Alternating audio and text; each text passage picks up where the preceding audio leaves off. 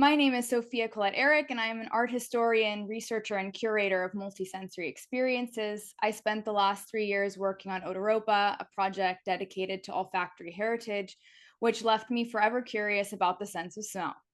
It is my pleasure to welcome you as the host of the Internet of Senses Institute podcast for the Sense of Smell. And today I have Keith Kelsen with me, who is the CEO and chairman of the board for Inhalió, a scent technology company that diffuses scent into daily life. Keith is also a speaker, author, and innovator who holds numerous patents in the field of media and technology. Keith often writes about olfaction, illustrating an informative worldview on scent and its many possibilities. So, thank you for being on the podcast, Keith. Yeah, thank you very much. I appreciate it. Looking forward to it. So, can you start by introducing yourself further and explaining your professional background? Yeah, sure, Sophia. I've started a few companies, so I'm a serial entrepreneur, I would say. But I've always been involved in media, and either through film and television production, as a director, as a producer, as a writer. And then scent really captured my attention when I had a retail experience company.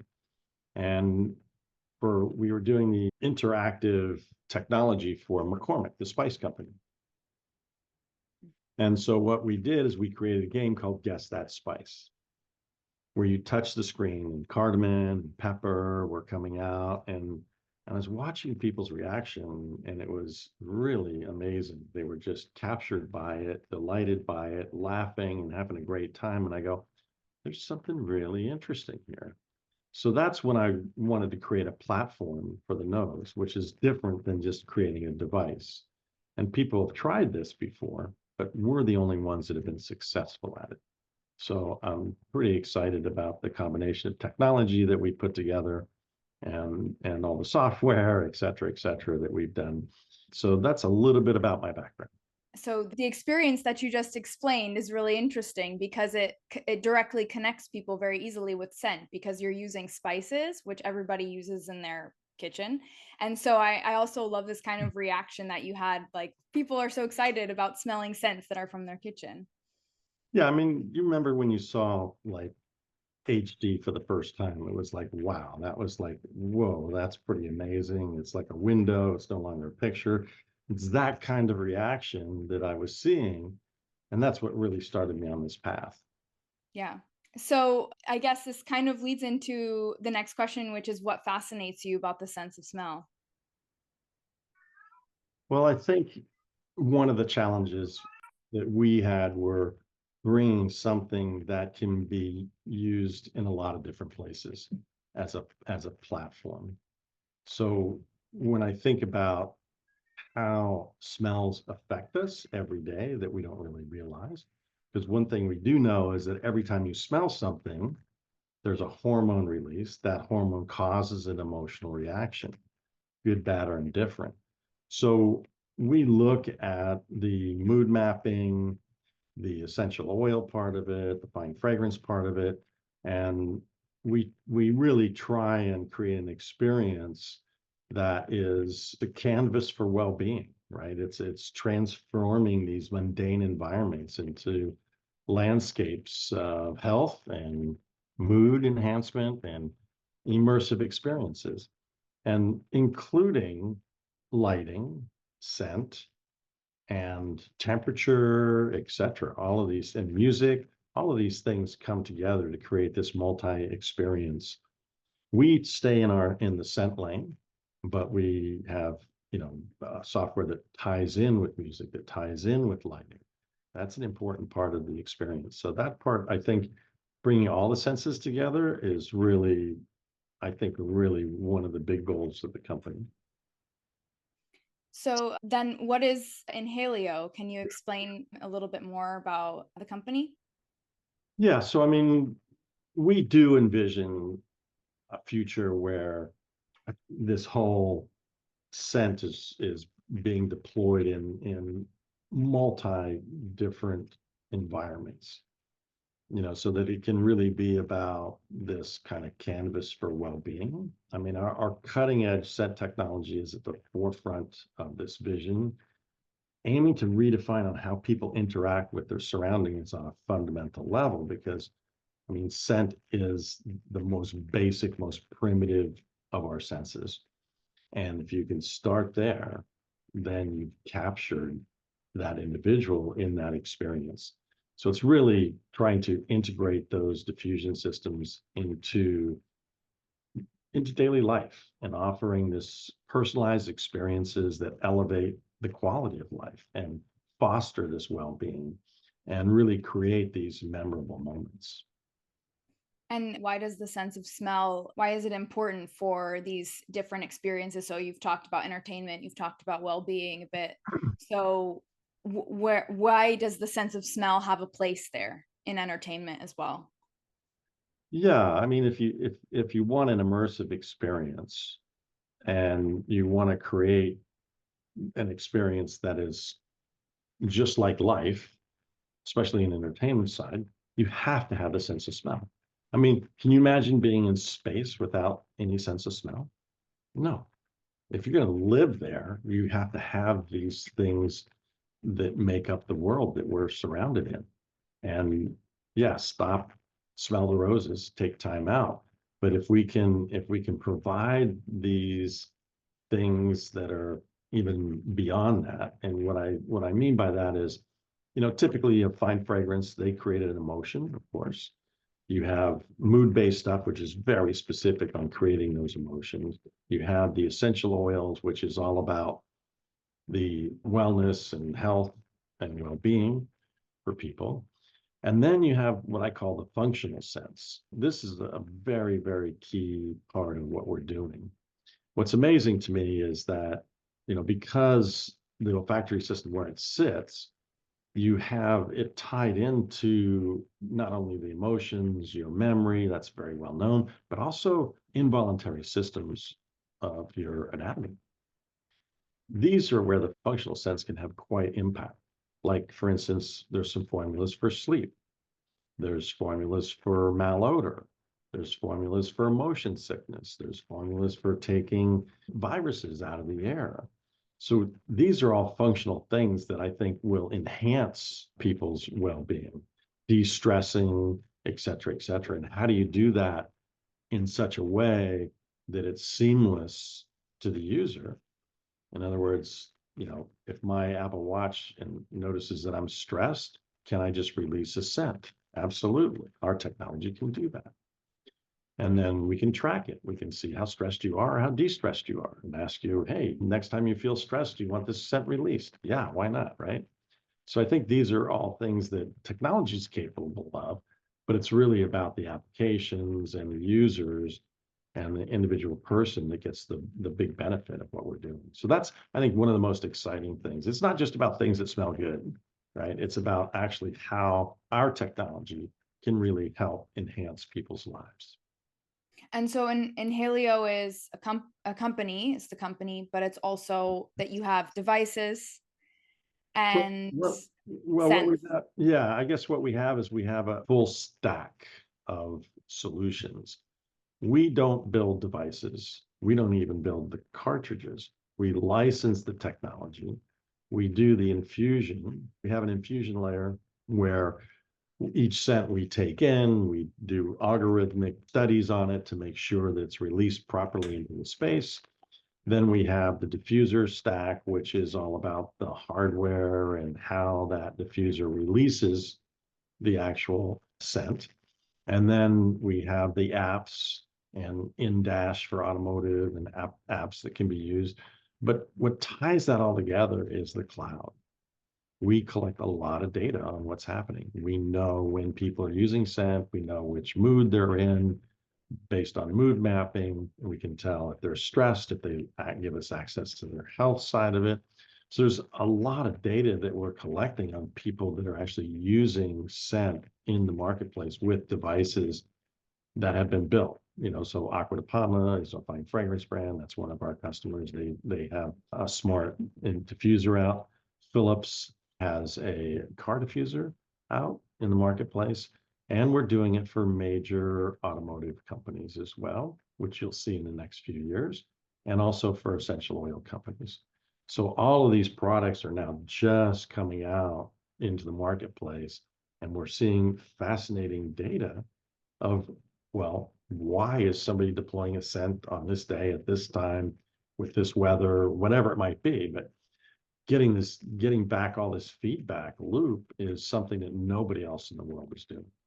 And I So think this is where we can really play on the fact that we can improve systems and help people have a better life. I was curious about the car system. Is it that the car has the diffuser inside for having a nice scent in your car, or is it again this function where if you want to have a scent to make you feel more calm, for example, you could have that? Yeah, exactly. Okay, for instance, like we did this one project for a major car company where, over, 75 miles an hour, you're putting alert into the air, right? So you're more alert of what's going on. Everything's happening faster. And then when they're going in stop and go traffic, then we have calm that is diffused automatically. I mean, if you can, select your scent and enhance your mood, that's really what that's about. So we have, for Philips, we have like 10 different scents that can apply to that, relax and alert are kind of on both extremes, comfort and, you know, those are things that are, that we are seeing feedback on what people are actually want to do in their vehicles. How does the company decide what scent should be released? Is it based on aromatherapy, or is it based on some sort of other research that has been done? Yeah, I mean, there's been a lot of research done, but aromatherapy is one of them, of course. And mood-based scents are kind of like an extension of that. But there's like 40 years of mood mapping that we have access to, right? So we know like at an ingredient level what mood that's going to cause. So we can Okay. kind of So imagine. what's mood mapping? Mood mapping is basically taking an ingredient. We'll take like lavender, for instance, right? Lavender, most people associate that with relaxing, right? So that is an ingredient that causes an emotional reaction of relax and calm. So that's one example of how mood mapping works. Now, if you start looking at all these different ingredients and how they affect your mood, then you start to put together scents that are targeted towards that reaction, that mood, that emotional reaction. So what we've done is we've targeted those emotions with ingredients within the scent that's created. Okay, very interesting. So, who's your ideal audience or user for the products that you create? I mean, yeah, it's so broad.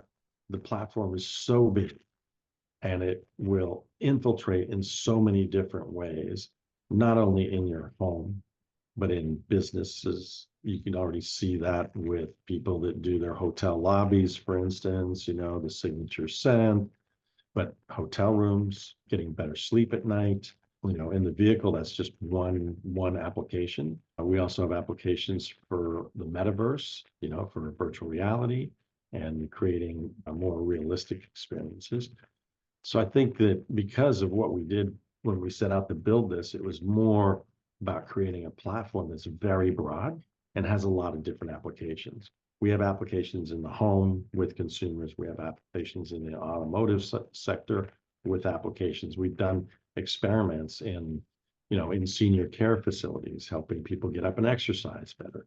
There's now appetizer repressant scents that can help. So there's all these different areas that our platform can go to.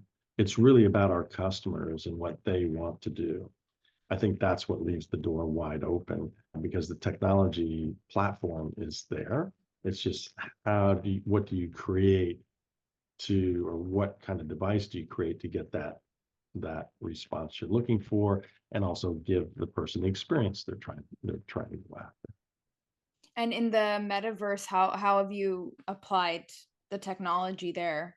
Yeah, it was mostly the experiments we've done in AR and VR were centered around gaming, right? So come into a cave, it smells like a cave. there's a war going on. You can smell, Yeah. the gunpowder, that kind of thing. Cool. And is it strapped like to the headset, or is it that there's somewhere outside the machine that's putting out the scent and the person is No, using it's no, it's all very small micro technology that just clips on the set on the side of the headset. So the it's all nice. very adaptable to any headset at all. Oh. Okay, so you mentioned a bit about the data that you collect through your platform. So what is that about? Can you explain a little bit more how that works and why you collect it? Yeah, I think it's more about not so much why we collect it or how it works. It's what will be the benefit of the data that we collect. To give an example, we did a retail project for Sephora in the US, and we deployed, I think it was 50 machines. And we had 64,000 women tell us what family of scent they liked. And it's far different than what was predicted, right? And we published this already, but it was about trends and it was about fresh. Fresh was like in three top categories of the family of scents that people were liking. So who gets that kind of data? Nobody gets that kind of data. You know how most fragrances are done. It's 50 people in a room, 50 people in a room, and then they release it, right? This is like huge swaths of factual data that we're getting input, and then you start looking at what people are doing, and then you start wondering, well, the next step is why are people doing that? I think that's we can throw our data into AI models and say, okay, what was the temperature that day? What was the temperature that month? Was it raining? Was it this? Was it that? How does that all correlate with when people use scent? And I also know this is kind of interesting. Typically, like in automotive, guys buy the scent. Typically in the home, women buy the scent and have the aromatherapy, pour your oil in, all that good stuff. But with our technology, we're seeing that change. We're seeing that change in the vehicle where it's like 25% women now. And we'll see that in the home too. That it will be an increase of male population because it's now technology, right, at the same time. What kind of scents are women putting in their cars? That's a good question. We haven't done the complete analysis on that right now, but it is mood based. I can tell you the extremes are like alert and relax. But then if you look at in between there, you have like comfort, for instance, which is on the relaxed side. But more people choose comfort than they choose relax. So why is that? These are interesting things, and plus remember, we're not just in the US, we're in China, we're in Korea, we're in Europe, we're in Asia, soon to be in the Middle East. So we're collecting data in a multicultural way with actually different scents, like the Middle East is going to be different than the rest of the world. Same thing with Asia. We have some specific scents that are for Asia. So culturally, but the idea that we're still going for this mood-based scent or this relax or this comfort or alert or awareness, whatever, however you want to call it, then these are very interesting things on how different cultures may choose different ingredients to get the same thing. Ultimately, when we look across a broader spectrum of data, we're going to notice things like, oh, wow, this ingredient is well liked worldwide. This ingredient is being used, so I think these are things that are really interesting. And the other thing that we can do is like, let's say you're in an Uber, for instance, right? And a fine fragrance brand wants your opinion. They can all of a sudden access hundreds of thousands of people like that, right? Because you got your app. Do you want a wellness ride? Do you want to relax? What do you want? And then also there's one slot for a fine fragrance brand that says, hey, you want to try the new Joe Malone fragrance? Yeah, let's do that. So I think these are always interesting things. What I found interesting about what you said about the women buying fragrances for the home and men usually buying fragrances for the automobile is Yeah. that, like, historically we know that women are usually connected with scents through historically through the home, right? That they're always, I mean, of course, we know that women usually were kept at home, taking care of the children, whereas men were known for traveling to far off places. And this is actually something like a dichotomy of the senses in a way, that men are more tied to their higher senses of sight and hearing, and women are connected to their senses of smell, taste, and touch. So there's like this dichotomy of the senses, but it's interesting to also think about how that's the application of scent is changing that, right? So you're saying, okay, we have this technology now for the car where you can use scent to do things other than just make things smell nice, but you're in the car and you want to apply a scent to the car to make you feel a certain way. And I feel like that's also kind of a, I don't know, a more feminine thing.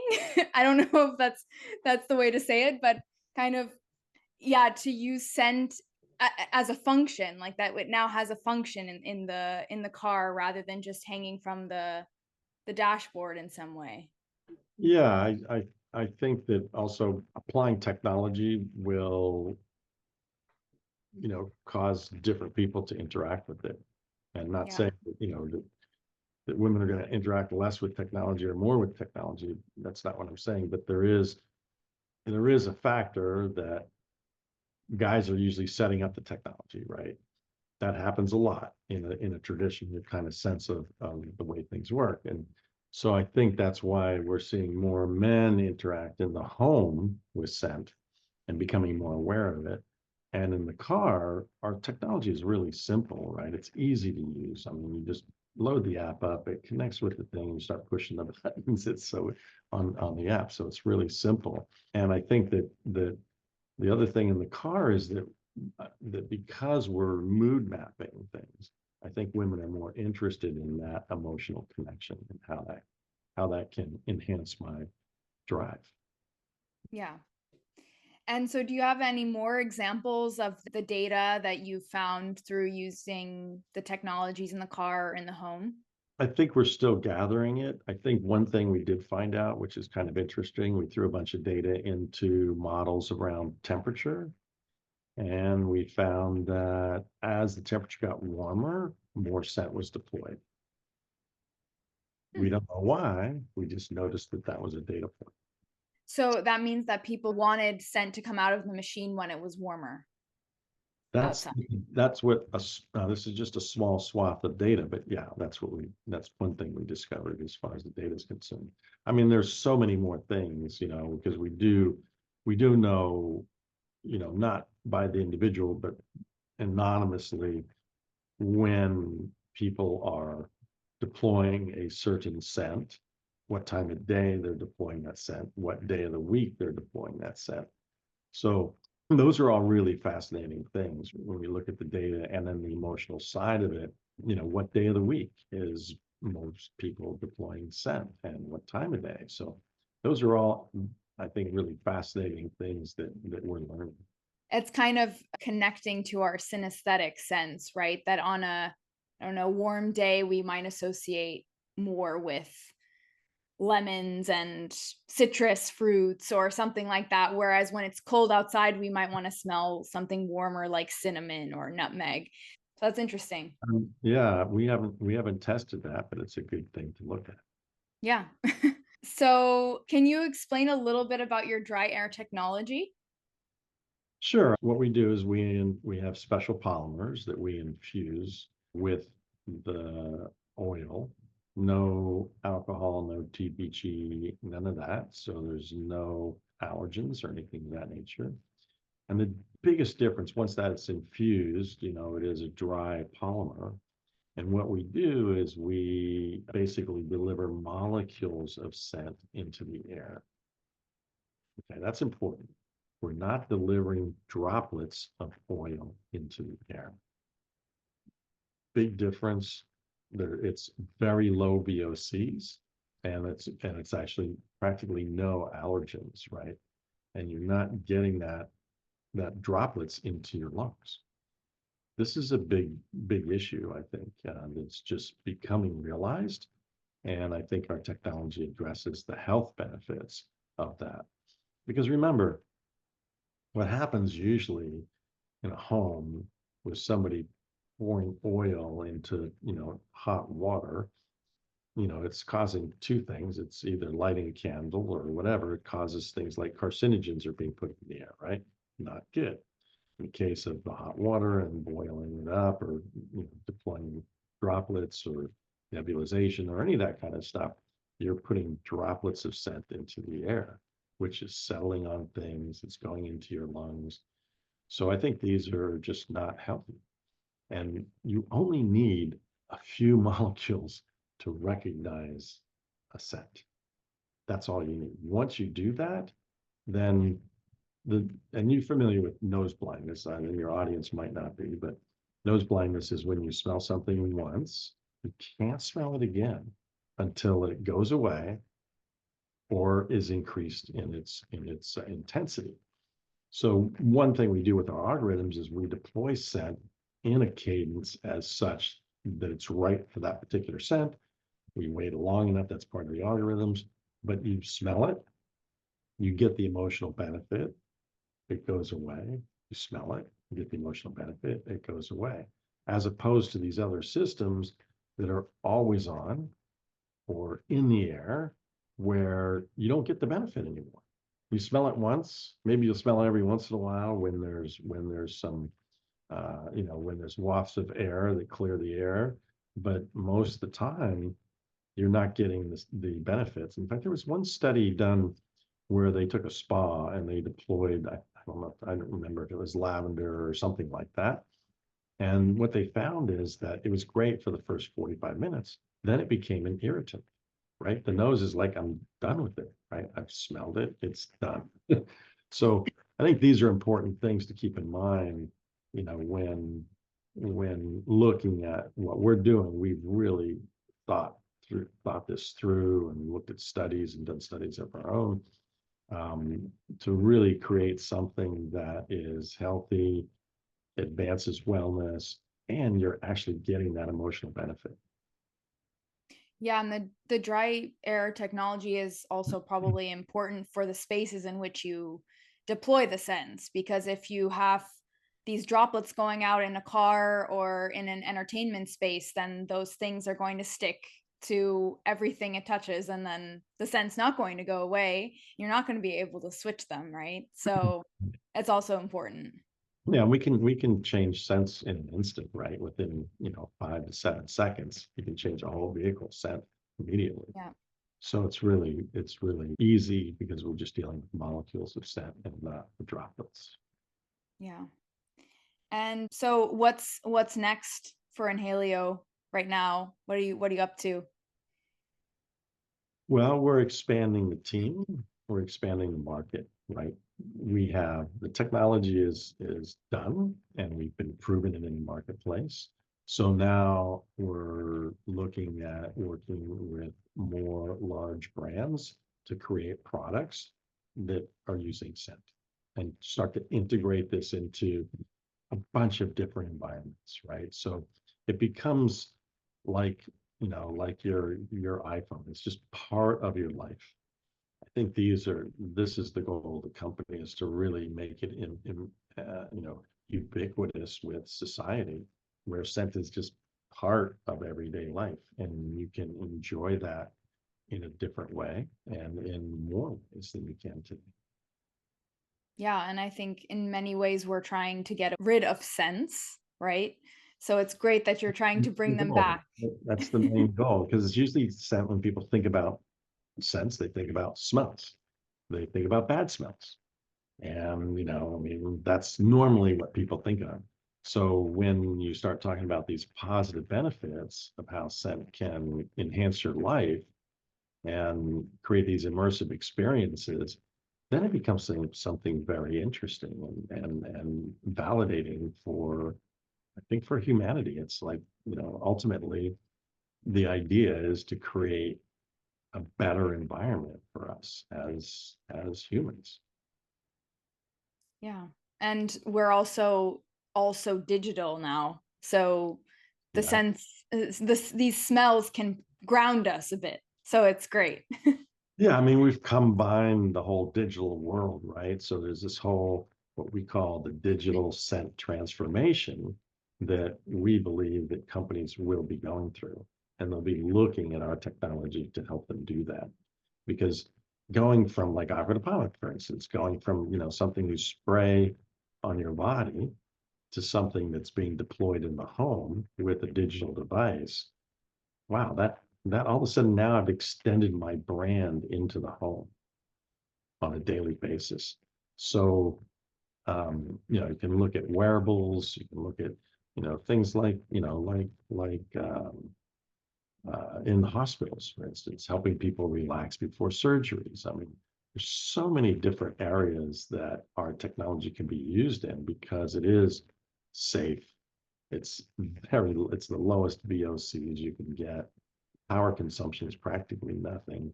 So I think these are all things that are really, and it renders very well. By the way, I mean, we've had numerous noses that have approved our technology, right, from fine fragrance brands forward because it renders it so well. And what did you call that digital scent? Yeah, a digital scent transformation. Digital scent transformation. Now that's what we're enabling companies to do. And how long do you think until this will happen? Oh, it's happening right now. Happening right now. Okay, so great. I dedicated my master's research to multisensory virtual reality, so I'm always very curious about media and the use of scent, and I'm not seeing it so much around right now in this way. So it's always good to hear people say that it's happening. Yeah, I mean, look, we have real customers in the automotive world. We have real customers in the home marketplace. We've done a lot of experimentation in the virtual metaverse and all that stuff, but that's coming down the road. We're really, as a company, we're focused on the home right now. We've done a great job in the automotive side of it, and we'll continue to expand that. But the home, I think, is our next really big market area, and we already have products there. Interesting. Yeah, I mean, the thing is, you'll never see our name, right? The consumer won't know us, right? It's the brands that know us, right? And it's their brand that gets the benefit of the technology. Yeah. So I'm going to switch topics a little bit because I'm always interested when I meet someone like yourself and you have a company that has scent at the center of it. How that process went for you, because we know that the sense of smell is so undervalued and under researched, and so it can be a challenge when you're someone who is interested in the sense of smell. So I wanted to ask you about how it's been going as a businessman or as an entrepreneur in the field of scent. I think it's, if you start looking at what we were doing 10 years ago, right, and where we're at today, there's people are a lot more aware of scent. Companies are a lot more of this is a component of that experience. They know it in the car. For instance, automotive is fully embraced this in a number of different ways with our customers. And, it started out to be pretty, pretty basic, right? But mapping that to the mood-based stuff, I think has improved that. I think in the home, the essential oil market it's pretty big, right? It's a huge marketplace. So the next step is to really create something that's easy to use, useful. You can program it. If you're not home, it's not deploying scent. When you're home, it's deploying scent kind of thing. You can schedule it, etc. But and you can do it from anywhere in the world. My app can control that device if I'm in France, right? I can control it in the US. So I think this is kind of this whole digital transformation that's going to help make scent more ubiquitous in society. Yeah, because something about scent and using it as a medium is that it's challenging in itself. And so you have to make it easy. Exactly. Yeah. And we make it elegantly easy for the consumer to use it. That's, I think, the main point of the technology, that there's a lot of great software, firmware, and all this stuff behind it. But when it gets to the consumer, all they have to do is just touch the button on the app. Mhm. There you go. So it's Great. really easy that way. Yeah. Yeah. And have you faced any challenges starting your company in the field of scent? Oh, sure. I mean, with any company, there's always challenges, from capital investment to personnel to, people wanting to steal your technology. It's, it's, yeah, it's a wide variety of things that can go wrong in any business. Any specifically related to scent? Like, I don't know, that No, it's new field or that there's not a lot of people out there that maybe are experts, quote unquote, in the sense of smell, and so you have to experiment a little bit further? I mean, every company wants to check it out, right? They want to understand it better. They want to know. So because we have real products in the marketplace, we can just go, hey, go get one of these, or we'll send you one and you can try it out. And we did that with the vehicle. I mean, that's what this one here was all about, right? This Philips unit here, which has 4 cartridges in it. So, car companies would send it to them and we go, hey, give it a try. And they're like, wow, so easy. So I think these are things that make it more ubiquitous when you have already products in the marketplace that you can point to and go, try that. Yeah. And it helps a lot, from saying, well, we got this cool little experimental thing here. We can come over and, fire it up for you, which is what we used to do, right? But then we started making some products, prototype products, to illustrate how easy it is to use. And seeing's believing. People like to wake up and they go, wow, this is like great. Let's try it. Let's put it in the car. Let's experiment. So these kind of things, I think, make it much easier for companies to adapt, and they can see how consumers can react rather quickly. Yeah. Okay, well, yeah, our time is almost up, but it's been really great talking to you. And so I will go with my last question, which we've kind of talked about, but maybe you have more to say about it. But how do you hope that these scent diffusion technologies or the digital scent transformation changes the world in the future? Well, again, I get back to, the ubiquitous of the technology, being able to put it anywhere, anytime, any place, and for you to pick a scent and that will benefit you anytime, anywhere, any place. This is really where the technology can take us. And one example is like space. I mean, what are you gonna do for scent in space, right? If you're gonna go colonize Mars, where's the scent? That kind of stuff. So I think there's a lot of these things that will ultimately become so ubiquitous that you don't even notice it. It's just part of your daily life. I like this idea throughout our interview that scent as a medium can be so simple to integrate into your life because I think we're always thinking that it's challenging and it's going to stick to the walls and it's going to invade our spaces and stay there. But I really like that this technology provides an easy way for us to experience scent and also a safe way. Thank you. Yeah, I appreciate that. That's what I think. You get it. You understand what we're trying to do, and I hope that your audience has some benefit of the technology one day.